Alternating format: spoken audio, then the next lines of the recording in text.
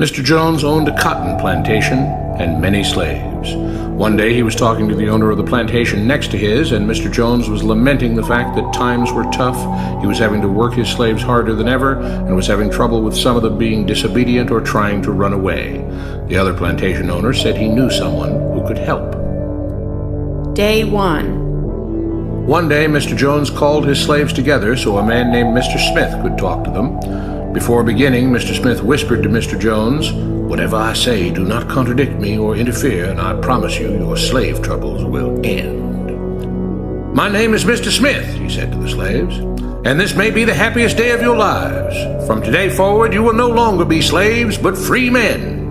Mr. Jones was so shocked he started to step forward, but Mr. Smith gestured for him to remain silent. He did, only because the other plantation owner had spoken so highly of Mr. Smith's skills. "You are no longer the property of Mr. Jones," Mr. Smith continued. "You are free. No more would you be forced to labor for the benefit of Mr. Jones. Now you can work for yourselves." Now the slaves were all murmuring and looking at each other.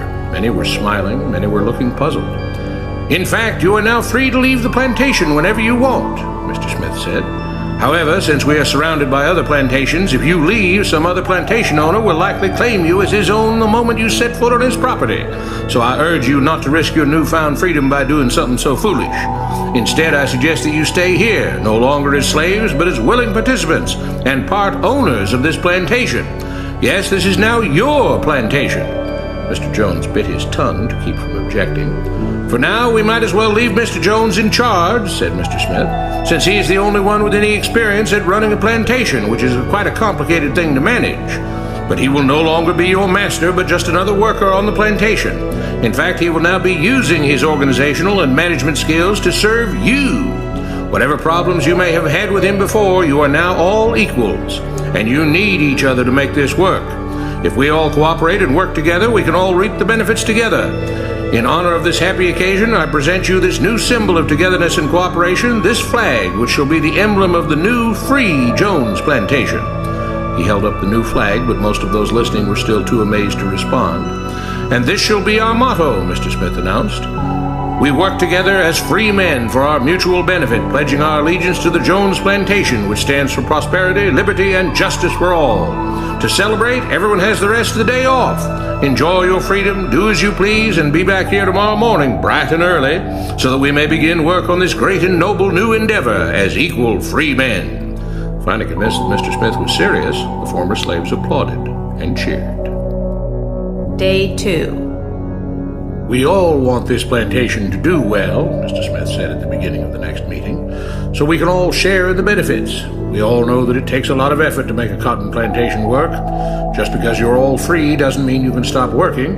In fact, since you're now working for yourselves, I expect you to work even harder than ever before, but now with pride and joy, knowing that you're working for yourselves. Of course, there still have to be rules. If everyone just does whatever he wants, the plantation won't produce anything. This experiment will fail and we'll all starve. You should be thankful that Mr. Jones has agreed to stay on to lend his knowledge and skills to this endeavor, and I trust you will all do your own part to make this work. Several of you have been chosen to act as project supervisors to manage different aspects of the operation, to make sure everyone is doing his assigned job, to make sure that the rules are followed, and so on. The rest of you may head out to the fields to start your first day of work as free men." Day 3. The next morning, Mr. Smith had a grim expression on his face as the daily meeting began. "I have an unpleasant duty to do today," he said. "Yesterday, Charles was caught keeping some of the cotton he picked, presumably to sell for his own personal profit. That is against the rules. That is stealing. For that, Charles must be punished." Two men tied Charles to the whipping post. "I take no joy in this," Mr. Smith continued, "but you must understand, if we do not maintain order, if we do not have rules that we all abide by, then the plantation will fail and we will all suffer." The whip cracked against Charles' back. "But if we all pitch in for the common good, then we can all prosper. Being free doesn't mean you should be selfish and greedy. We must each do our assigned duties and obey the rules, and then we can all benefit, and each of you will receive your appropriate share of the profits." A young man named Samuel stepped forward. "But if you and Mr. Jones decide the rules and whip us if we disobey, how is that any different from what we had before?" "How can you say that?" Mr. Smith asked. "I'm shocked. You were a slave before, and now you're free. Things still need to be managed and organized by those best qualified to do so. Do you know how to run a plantation, Samuel?" "Well, no," he answered. "But if we're free, why do we get no say in what the rules are and how things work?" "I'm surprised at your ingratitude," Mr. Smith answered. "None of you know how a plantation is run, so you're in no position to be making decisions about how things are done here. You don't seem to appreciate all the things that Mr. Jones provides for you, from protecting you from all the outside threats you know nothing about, those who would come here, capture and enslave you if not for Mr. Jones' protection, to making sure that you all have food and housing, tools to work with, that you're cared for when sick and injured, and so on. There wouldn't be a plantation at all, no cotton to pick, no land to plant and harvest, if not for him. You should be grateful that he's made possible the level of comfort you now have. Your lives would be far worse if not for him. Nevertheless, as free and equal participants in this endeavor..."